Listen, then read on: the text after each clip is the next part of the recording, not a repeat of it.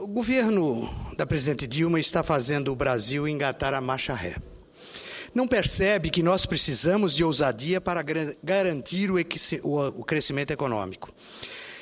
Ousadia significa parar com essa história de cortar um imposto ali e dar um incentivo aqui. Ousadia significa promover uma ampla desoneração fiscal das empresas e da classe média.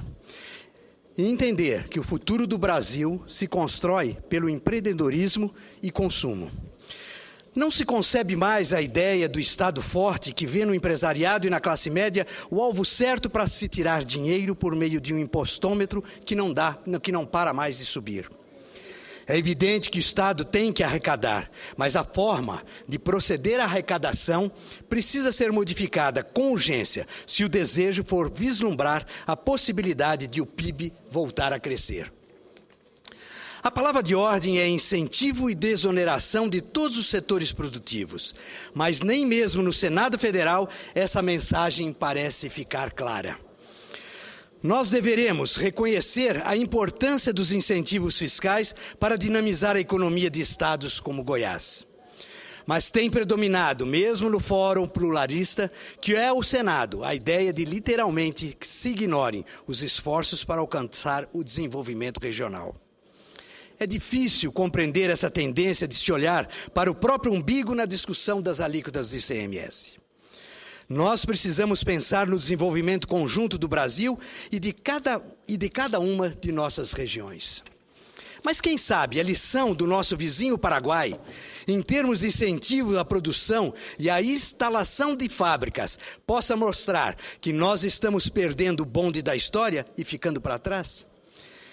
É isso que fica claro em matéria de Aguinaldo Brito, publicada no jornal Folha de São Paulo sob o título, aspas, Paraguai cria benefícios para atrair indústrias com mão de obra barata e energia de Itaipu. Em 11 anos, 51 fábricas instaladas iniciaram a produção no Paraguai, utilizando o sistema de maquila, um regime tributário especial que permite às empresas a importação de insumos e manufatura de exportação, pagando apenas uma alíquota, 1%. É isso mesmo, senhoras e senhores senadores, uma alíquota única de 1%. É literalmente um sonho para quem deseja empreender e vive o pesadelo de um Brasil dominado por um Estado forte, ineficiente e voraz arrecadador, sem contrapartidas à altura das demandas dos setores produtivos e da classe média. Não há dúvida de que o Paraguai vai se transformar numa meca para as indústrias brasileiras. As empresas instaladas no Paraguai não deixarão de ser brasileiras, sobretudo no contexto do mundo globalizado de hoje. Mas será que não somos sábios o suficiente para repensar a forma de tratar nossas indústrias e incentivar o empreendedorismo do nosso próprio país? Será que continuaremos numa visão mesquinha, cortando um imposto aqui, uma alíquota ali, no lugar de pensarmos nos caminhos de desenvolvimento duradouros do Brasil? O modelo adotado no Paraguai é semelhante ao do México e tem como vantagem o baixo preço da energia elétrica de Itaipu. Das 51 indústrias instaladas sob o regime Maquila, 23 são brasileiras. De 51, 23 são brasileiras. Dessas 17 foram para lá nos últimos 2 anos. Todas correm para aproveitar a vantagem fiscal, trabalhista e energética em relação às condições do Brasil. A diferença de custo entre o Brasil e o Paraguai é enorme. Isso nos dá grande vantagem competitiva quando entramos com o nosso produto aqui, afirma Romualdo De Vito, sócio da Colorotec, empresas que produz pigmento para a indústria de cerâmica desde dezembro de 2011. A fábrica está instalada próxima ao Brasil, em Cidade Oeste, no departamento de Alto Paraná e claro, em toda a produção destinada ao mercado brasileiro. A Fujikura, fábrica que produz chicotes elétricos vendidos para montadoras brasileiras, beneficia-se do mesmo modelo. Senhoras e senhores senadores, esse programa de incentivo do governo paraguaio tem tomado uma proporção tão importante que a Agência Paraguaia para a Promoção de Exportação e Investimentos montou um escritório em Curitiba para a prospecção de empresas. O negócio tem atraído tanta atenção que uma consultoria brasileira se especializou no apoio a investidores nacionais interessados em cruzar a fronteira.